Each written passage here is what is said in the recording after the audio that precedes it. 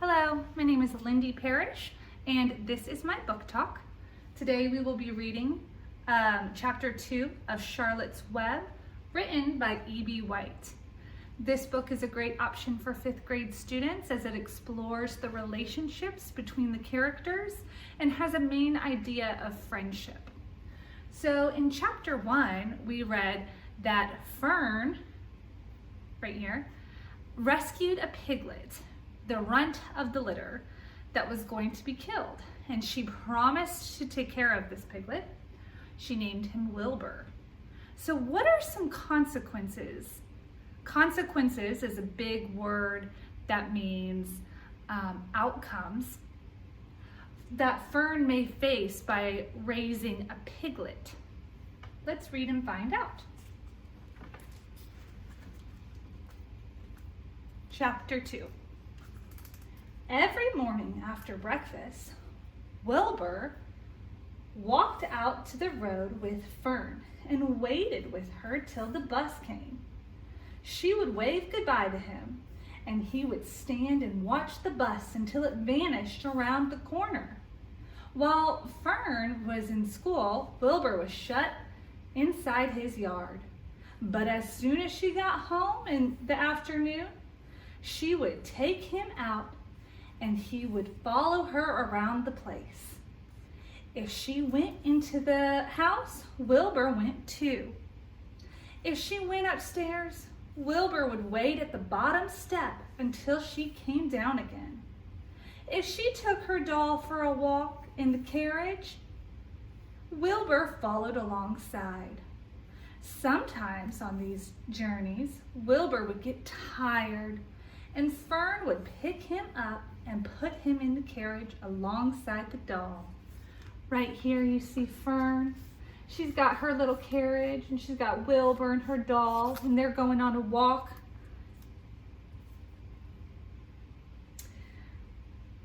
He looked so cute when his eyes were closed because his lashes were so long. The doll would close her eyes too, and Fern would wheel the carriage very slowly and smoothly as not to wake her infants. One warm afternoon, Fern and Avery put on bathing suits and went down to the brook for a swim. Wilbur tagged along at Fern's heels. When she waded into the brook, Wilbur waded in with her. He found the water quite cold, too cold for his liking. So while the children swam and played and splashed water at each other, Wilbur amused himself in the mud along the edge of the brook, where it was warm and moist and delightfully sticky and oozy. Every day was a happy day, and every night was perfect. Wilbur was what farmers called a spring pig. What do you think a spring pig means? Well, the story says it simply means that he was born in the springtime. When he was 5 weeks old, Mr. Arable said he was now big enough to sell and would have to be sold. Fern broke down and wept, but the father was firm about it. Wilbur's appetite had increased. He was beginning to eat scraps of food in addition to milk. Mr. Arable was not willing to provide for him any longer. He had already sold Wilbur's 10 brothers and sisters. "He's got to go, Fern," he said. "You have had your fun raising a baby pig, but Wilbur is not a baby any longer, and he has got to be sold." "Call up the Zuckermans," suggested Mrs. Arable to Fern.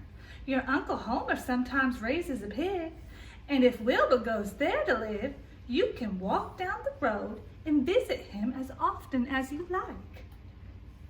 "Well, how much should I ask for him?"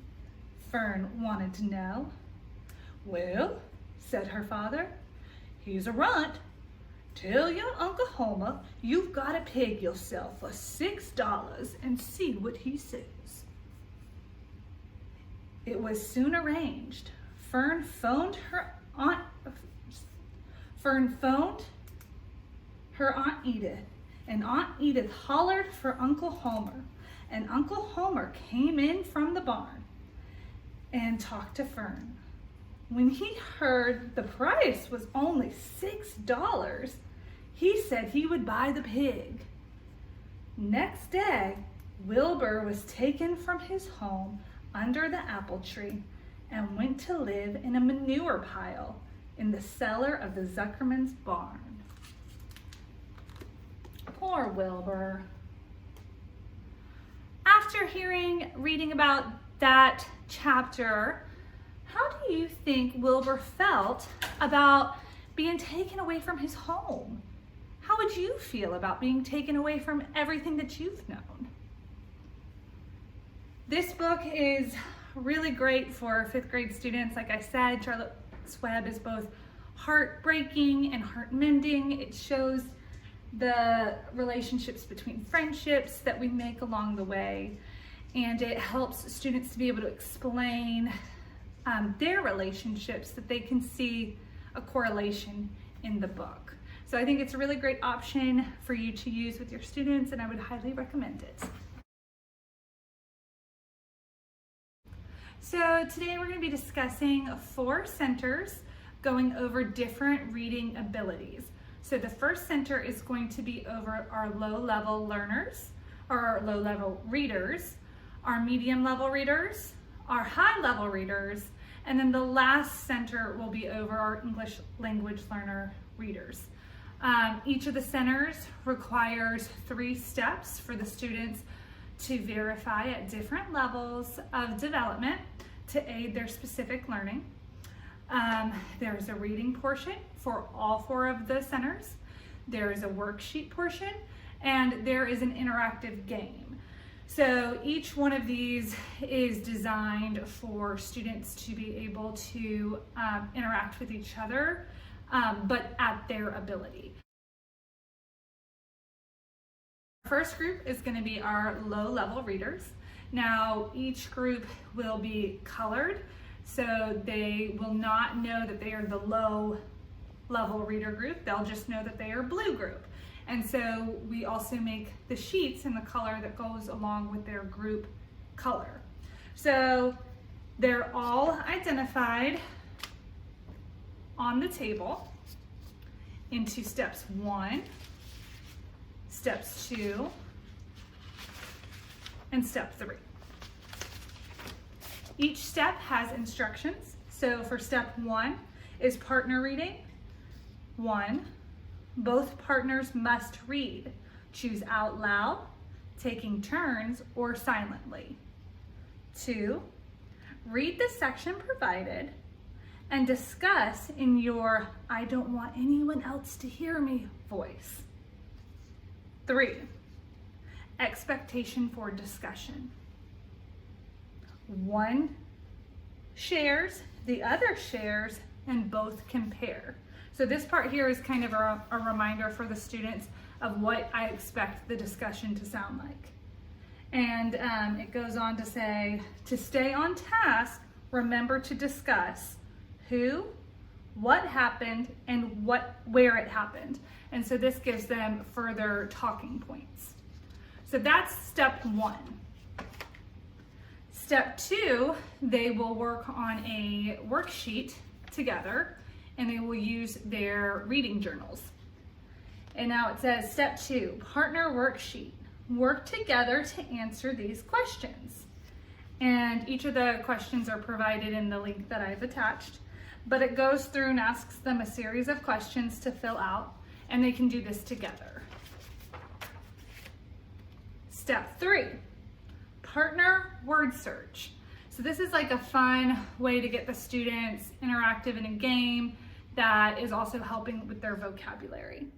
So work together to find the names of the characters from the story. Once you find the names, write 2 facts about that character in your journals. Word search is attached to the back, and this is what the word search looks like. So that's going to be our low-level learner activity. Now our next group is going to be the pink group, and this is going to be our medium level reader group. Now what's different about this one versus the first group is this is independent reading. The first group was partnered reading, this one is independent reading. So work independently and read the section provided below. And this is all going to be on chapter 3 of Charlotte's Web. Step 2, worksheet. And now with this one, it gives them the option to work independently or with a partner. So work independently or with a partner to answer the questions. Write the answers in your journals. So this one has the questions. So it's not fill in the blank like the first group. This one has them writing out all of their answers in the journal. And this one gives them the option of working together or independently. So that's step 2. Step 3, reading puzzle. So this is going to be the medium level or independent, what would be instructional level of reading groups game. And theirs is going to be a reading puzzle. So choose to work together or independently. Again, they have the option in the reading puzzle. And so the reading puzzle, all the pieces are in here.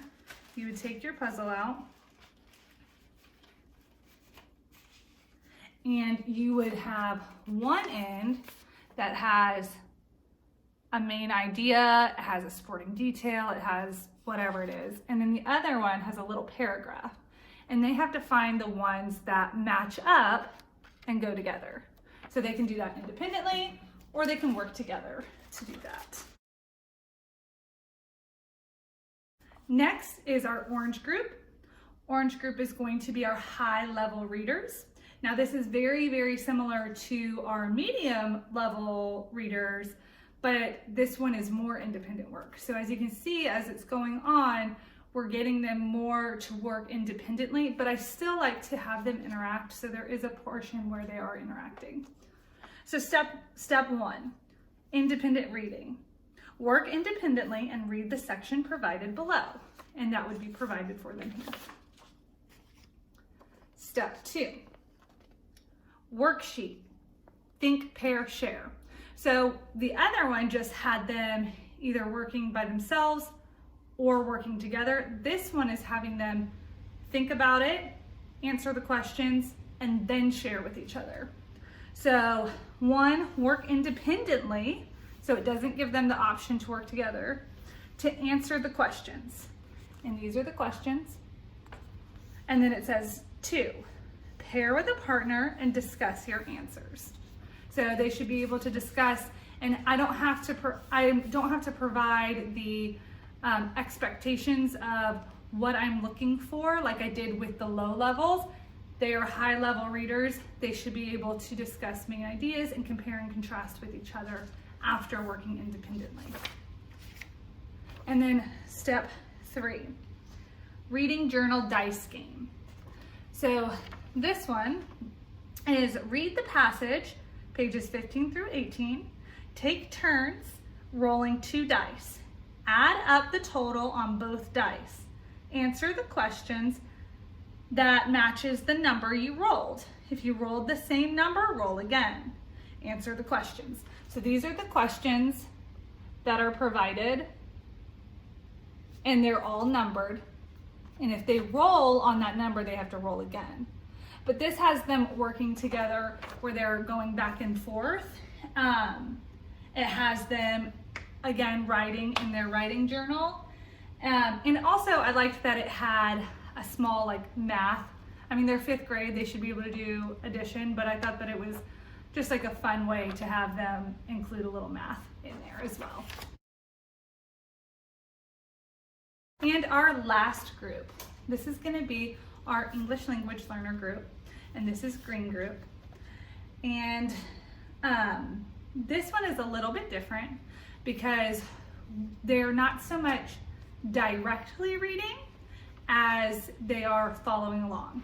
So they're going to listen to an audiobook and follow along to chapter 3. So they're going to have their headphones and they're going to be listening to the read aloud.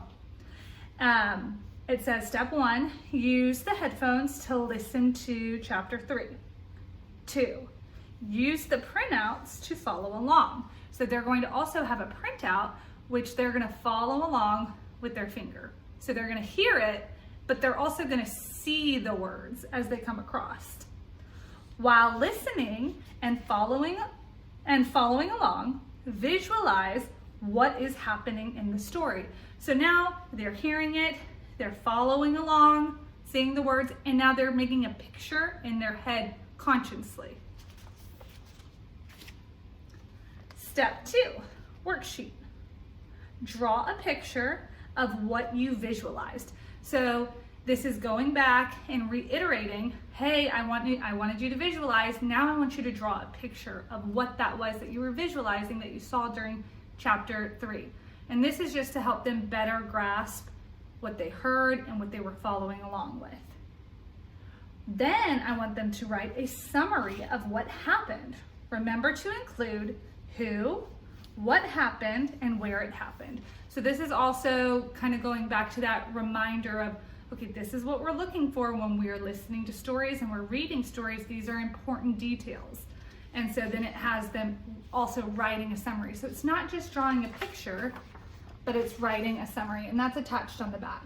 So this one has 3 slots for beginning, middle, and end, and then a small section to write each of those portions. And then step 3, vocabulary puzzle. This is really good for English language learners because it's helping them reiterate some vocabulary words that may be outside of their reach as of now. So then it says, work as partners to match the proper vocabulary words to the right definition. So they're going to work together to do this. 2, share your findings and add new words to the vocabulary folder. So they're going to also, any new words that they come across, they're going to add to their vocabulary folders, which would be in their writing journal. And this looks very similar to the puzzle. It's going to have your word, which is right there. And then it's going to have your definition. And you have to find the ones that go together and make a puzzle. So that is that group.